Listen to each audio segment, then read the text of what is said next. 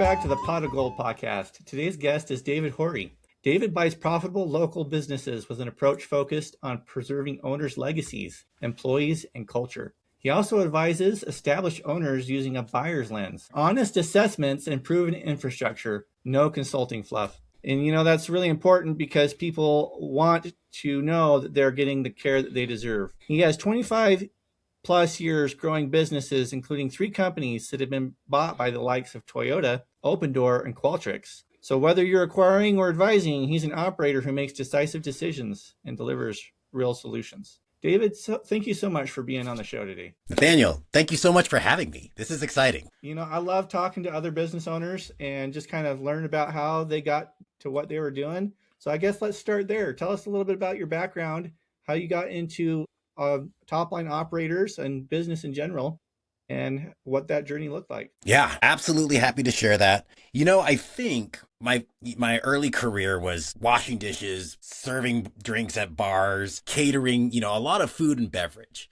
And I loved the energy. I loved the customer interactions, but I didn't love the hours. And I also wanted to have options to do something else eventually. And so that led me into this corporate career. And I worked for one of the biggest law firms on the planet. And again, amazing opportunity to work with some really smart people that aren't that innovative and don't move very fast. And I found that was really important to me. And so the most recent 10 years of my career have been working for progressively faster and more innovative companies, which netted me out in the land of tech startups. If you've ever seen an episode of Silicon Valley, something like that, where I'm working with a founder that has an idea and has millions of investor funds to go build on that idea. And they're going to use me to go hire people, put processes in place and systems and things like that to grow things very quickly. And when you say tech companies, is this things like software as a service, or what does that look like? Yeah. So I've actually been involved in 4 startups, but of the 4, one was a pure enterprise SaaS company or software as a service company. The other 3 were very different. One was a residential construction GC that was tech enabled. So think people swinging hammers and building houses. Interesting. And then the third was a digital mapping company. So building virtual maps for self-driving cars. And then I've been at another startup that was in the digital licensing space. So is that more of along the legal side of things then? Yeah. Like when you think about buying a vehicle and how much paper's shockingly still involved with getting the title and the proof of your payoff if you had a loan on your car at any point, those kinds of things are in desperate need of a software solution. Interesting. So going back to a couple of things you said here, you started out in doing things like serving in bars, and then you served with a large legal company. This seems like an interesting pathway to go here. What were the transition points? What were the decisions you decided, hey, this isn't working for me, I want to find something new? And how did that come about? Yeah, so I was tending a bar on a holiday, and I realized, man, the only time I'm guaranteed that money shift where I'm going to be just making tons of money is on weekends and holidays. And someday I want a family, and they're not going to be wanting me away on weekends and holidays. So that got me thinking, like, what do I want to do? And what I found is, like, I love working with people and serving people and creating great experiences for them. And there's a business application of that, which is we call it HR, right? Mm-hmm. I get to work with people and help them thrive in a professional environment through HR. And I get to recruit them and bring new talent and new ideas into a company. I get to make sure that they're trained and they have all the tools they need to support them thriving. And then I get to help develop them along the way into progressively bigger roles and opportunities within the company. So I took the HR path. And that's where I landed at first within the legal environment, was helping people navigate working at a law firm. That's really interesting. So what form does that typically take for people when they're going to move up through a company? Do you just kind of help them identify what direction they want to go in and what the steps look like? Or? So I take a very long-term approach to many things that I do, and HR is no exception. When I am interviewing somebody, I am looking to map out not just what have you done and what are your skills, but what are your movers and motivators? What drives you as a professional? What are your interests?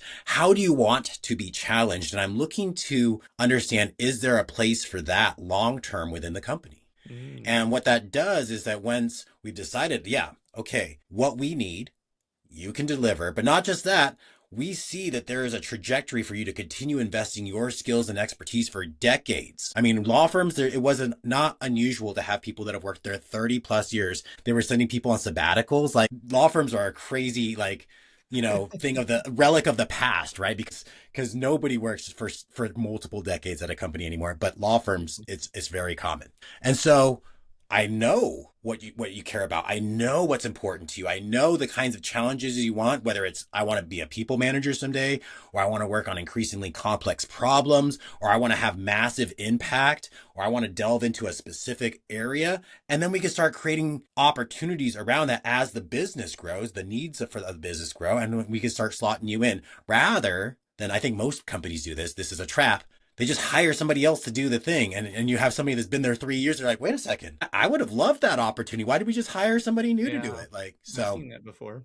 that's kind of my approach. I really like that. I would say that having the same people over a long period of time is one of those things that could be a competitive advantage that you're not going to get if you're constantly hiring new people for new roles instead of switching old people into new roles. If I got the message across, Absolutely. like, does that sound right?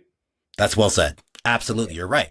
Not only do they have valuable skills that could be applied elsewhere, but companies tend to overlook the value of that institutional knowledge. We call it, like the cultural fabric of your company. They have all this context about where we came from, why things are done now this way, who's who in the zoo from a customer perspective or vendor perspective that would take months to teach somebody new. And they could show up in a new department, a new role. You can shift the focus of their responsibilities to keep that engaged rather than going to your competitors with that information. And that is so powerful if you can do that. You're right. You're absolutely right. It's a competitive advantage. Great word. No doubt. It's really interesting because I think people have an innate sense that they would like to be loyal to their company, but if their company doesn't treat them in the right way, then that loyalty doesn't actually get built. It's something like a plant that has to be cultured and nurtured over time for it to grow and bear fruit. And nobody wakes up and they're like, you know what? Life's going too easy. I think I'm going to go and try to update my resume, send it to a bunch of strangers, get rejected a bunch, jump through a bunch of hoops and interviews, have the heartbreak of rejection, and then go get a different job. Like nobody wakes up and like, yeah, sign me up. They are driven to that because of lack of opportunity, because of Mm. lack of engaging things that make their brain work and in the way that they want to be challenged because they don't have leaders that are setting a course that's compelling and they understand like how I fit into that vision. So Mhm. that's why people are logging on to Indeed on their lunch break. I have a business coach that told me that people don't quit jobs, they quit bosses. Mm-hmm.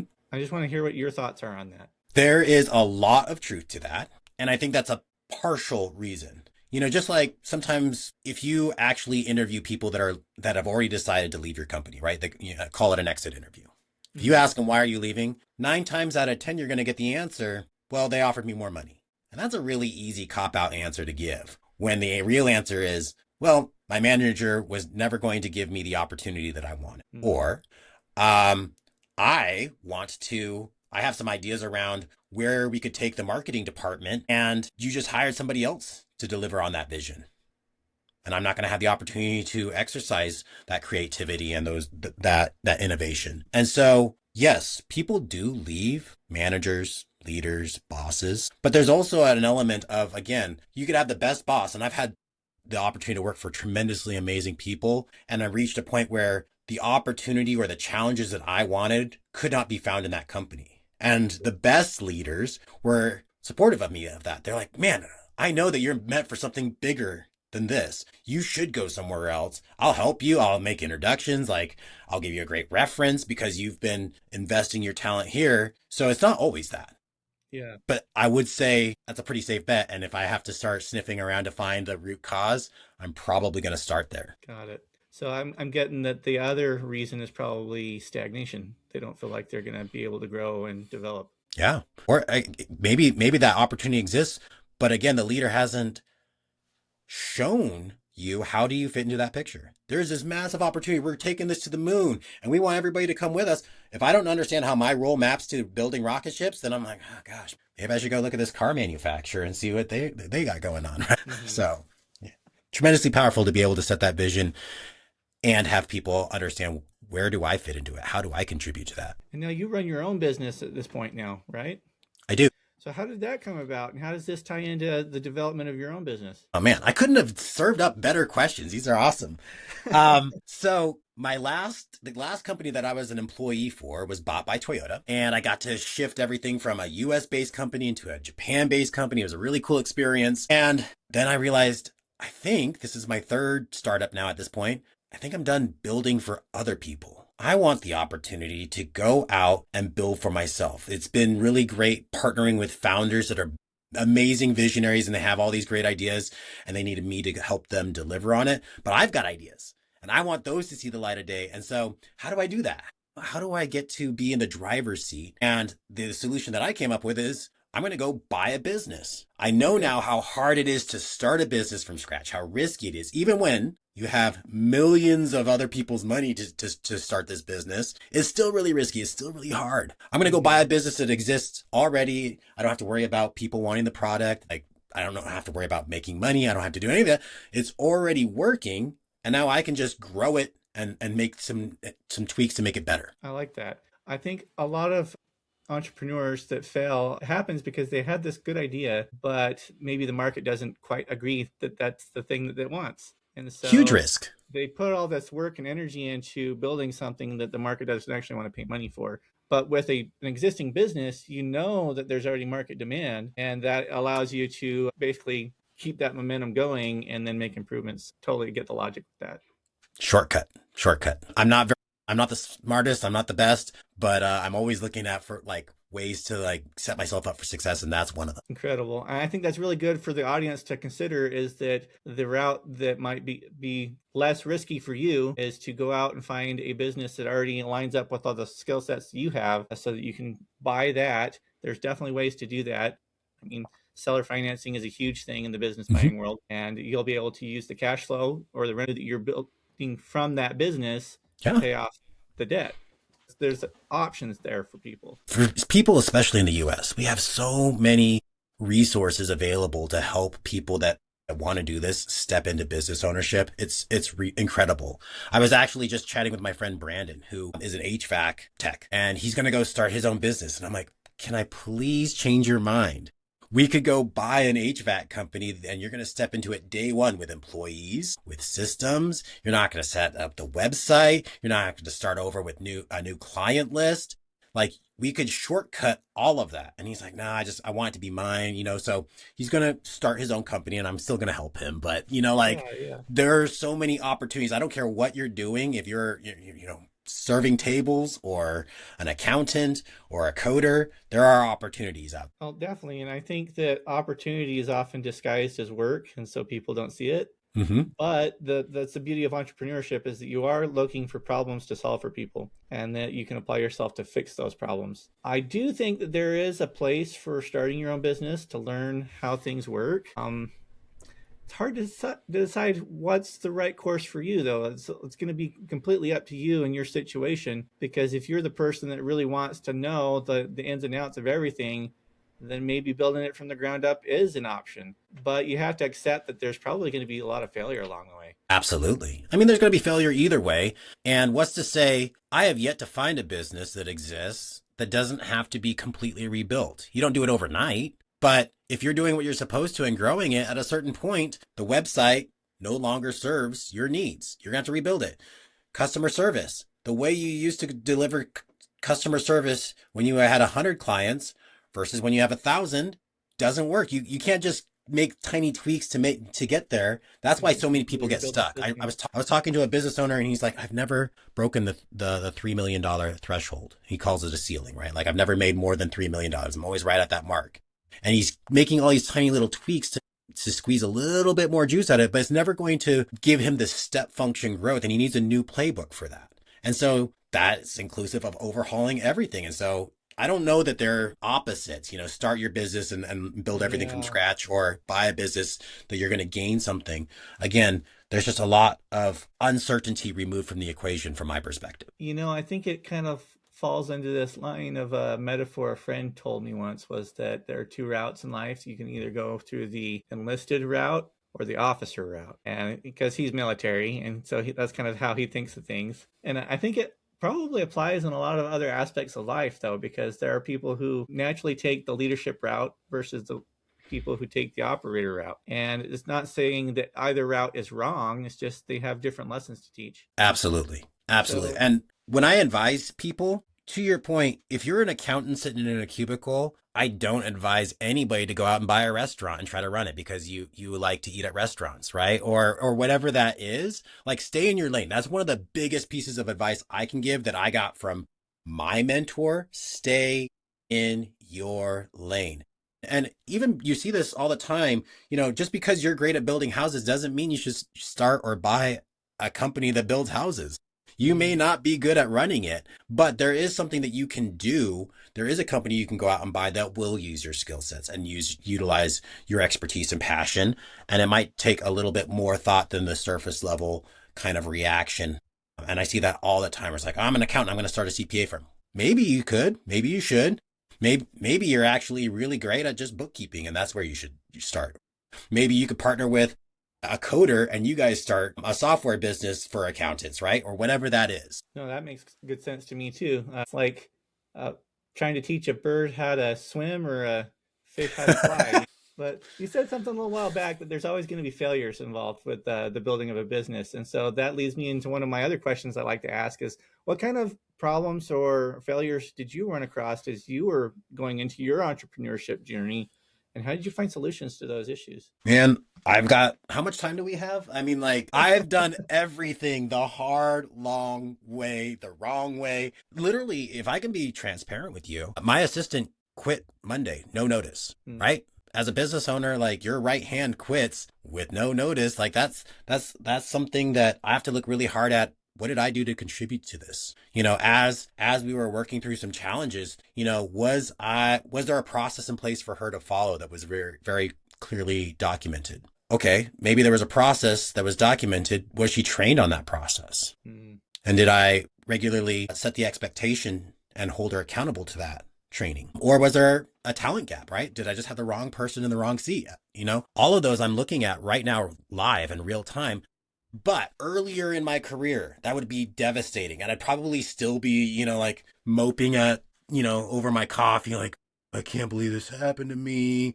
Where did it go wrong? This is the worst. Like, I can't even look at my inbox right now because it's so overwhelming, right? I literally now, what the difference is I've already proactively been looking at alternative solutions to help me with that. And I already had somebody that I wanted to work with. I knew, like, the next time I hire somebody, I'm going to work with JP because he's got systems and processes and a team that I've already pre-vetted. And so literally within hours, I'm on a call with him and I'm talking about, my company needs and filling him up, bringing him up to speed. And he already had a lot of that context. And within 2 days, again, it's Thursday now at the time of this recording. So no notice, quit on Monday. By Thursday, I've met with his team. They have in plan a date where we're targeting them to send me resumes and profiles, and then a hire date target already committed in writing. And so within 3 weeks, I have a realistic plan and expectation for getting that filled, where before is like, gosh, I should go and post that job. I got to do them all myself. I'm going to do it. And I'll just bite the bullet. And Saturday, I'll go through hundreds and hundreds of resumes myself. No, now I have these places that give me leverage, whether it's connections, people, systems, process, and a plan that give me leverage on the situation. Does that answer your question? Yeah, definitely. And I think I'm going to kind of explain what I picked up from it is that when you first started out, there was a gap between when something happened as a problem and your ability to bounce back and kind of confront it. And now Yeah. that you've been in entrepreneurship for a while, you've shrunk that gap. You've developed the skill of being able to bounce back when something happens. And I think that's an under recognized kind of a thing that's essential for business owners to have. And that when you're brand new, you need to recognize that that's the skill you're developing when you have setbacks, is that you get to learn how to recover from those setbacks quicker. Hmm? And then the second thing is that you are now leveraging resources instead of just doing everything yourself. Absolutely. Gosh, I need you to help summarize all of my jumbled thoughts and make it really succinct. That was incredible. Well, thank you. I definitely try, right? Yeah, we've been doing this for quite a while now. I feel like I've been picking up the soft skills for interviewing, but it's always great to have recognition of that. So I appreciate that. Yeah, absolutely. So moving on the interview, one of the things I always like to ask is if you had any recommendations or advice to give to people who are just entering the entrepreneurship space. They're like, I want to leave my 9 to 5. I want to build a business. I'm not exactly sure where to start. What's the advice or the resources where they should start with that? I would spend some time thinking. And by thinking, I mean talking to AI about what are your skills? What kinds of things about your current job or jobs you've had in the past that you loved and that drained you? Get all of that into an AI. Again, you can do this the old-fashioned way and write with pen and paper and sit there and ponder on it, but AI will cut to the chase. And then start looking for recommendations around areas where you could expand into as an entrepreneur. And once you have that mapped out, ask it to recommend some experiments that you could do to validate these assumptions. Again, I love building cabinets. I'm really good at building cabinets, so I'm going to start a cabinetry business. There is an experiment you can run today as to whether or not you're going to love owning and running a cabinet company, including going and visiting one and talking to the owner about what do you do every day, all day. Talk to me about, like, if I look at a pie chart of your day, how much time is spent building cabinets? 0? That's going to be a problem if I really like building cabinets, right? So there are experiments you can do. And I've actually advised, again, my friend Brandon on this. Like, you think you want to be a business owner? Like, let's experiment this while you still have a job now. And he's testing it. He's doing some service work. He's doing a couple of replacements on the side. And it's not costing him any money. In fact, it's making him a little bit of extra pocket money. And that's the best case scenario to dip your toe in it. If you think that you want to lead, there are pros and cons to having a W-2 job or working for somebody else in a big company. There's pros and cons, but don't jump out, burn the ships, go all in. There is something that you can do. There's several intermediate steps you can take that doesn't cost money. And I think that's where people tend to feel like this security blanket is like, I got some money saved up. I'm going to go build a website and hire a couple people and give this a go. Why? You don't have to do that. You can start today and sell something. You can start today and consult or something, along those lines. Like, I like building cabinets. I'm going to advise this cabinet maker and see, if they want my perspective on what I do to change their operations. And I'll do it for free because I have a job. And then I'll use them as a referenceable customer later, where I'm like, yeah. Case studies and reviews and stuff. Exactly. Customer wins, those kinds of things. There are experiments you can do today that don't cost you your job and security. Well, I think that's really good advice because wouldn't it be terrible for you to go out, quit your job, and then build a business that you hate your life running? Like, that's not what you're looking for. You want to build a business because you're looking for something more than what you have. And that would be kind of a step backwards, at least in my mind. Yeah. And can I be vulnerable? You ask about mistakes. Mm-hmm. Ask me how I know about this stuff, right? Literally, my last company got bought by Toyota, and I was like, I'm going to go buy businesses. And I'm not going to run any experiments. I'm going to go cold turkey, and I'm going to burn the ships. And I'm going to go full in on this, and I'm going to spend all this money on it because in my mind, I think it's going to be really easy, and it's going to take me 6 months. Well, it's very different when you're actually in it. And I should have taken my own advice and my mentor's advice and experimented. I shouldn't have just jumped out cold turkey and gone into business buying full time. And I had to go and consult for another startup and make this interim stop that totally disjointed my plans because I didn't take my own advice. So again, I'm making mistakes all the time still, and I'm just happy to share in case it helps anybody else, saves them that mistake. Well, yeah, I'm glad to hear that because that's part of the reason we have this show is we're trying to help people understand what entrepreneurship actually looks like and so they can go into it with eyes wide open. I love it. I really appreciate the advice you gave for people there. I'd like to know more about top-line operators. Tell us a little bit about that. Yes. So why are we having this conversation? Because normally when I talk to a business owner that wants to sell, they're a retirement age or they're burned out or there's something that they want to move on to. But you're just stuck. I think I talked about this business owner in Michigan who's like, I've never broken the $3 million revenue threshold, so I think I'm going to just sell. Well, dang it. That doesn't make sense in my little brain because all the hard yards are behind you. You built this business over decades. It's profitable. It's running. You're just going to sell because you've tried a couple things and can't break the $3 million threshold. Let's talk about some other options you might have, including hiring somebody that has experience taking people beyond the $3 million threshold, partnering potentially with me, and I can provide some consulting and mentorship. There are so many other options that you could do before selling. And if you have ideas, money in the bank, gas in the tank, don't sell. Not yet. Like, make sure that you get the full benefit of everything you've built for the last 2 decades. So Yeah, I definitely. guess that's a long-winded answer. I buy businesses, and occasionally I find some business owners that shouldn't sell, and then I try to work with And them on help a them on a figure it coaching. out. Yeah. I like that. It's a incredible thing. I didn't realize that deciding to be an entrepreneur was going to cost so much personal development. It wasn't really on my Mm. radar, and I found that it's one of the best things for that. It's like this economic pursuit that's cleverly disguised as a self-improvement vehicle, or like that, reverse it, it's the other way around. I love it. It's been really good, and I've found more enrichment and fulfillment in building a business and being an entrepreneur than I ever have before. And I'm still working my W-2 because I just run my business on the side. But it's been just this really fulfilling and enriching experience for me. See, you're the smart entrepreneur. I should be asking you for advice because you're doing it the right way.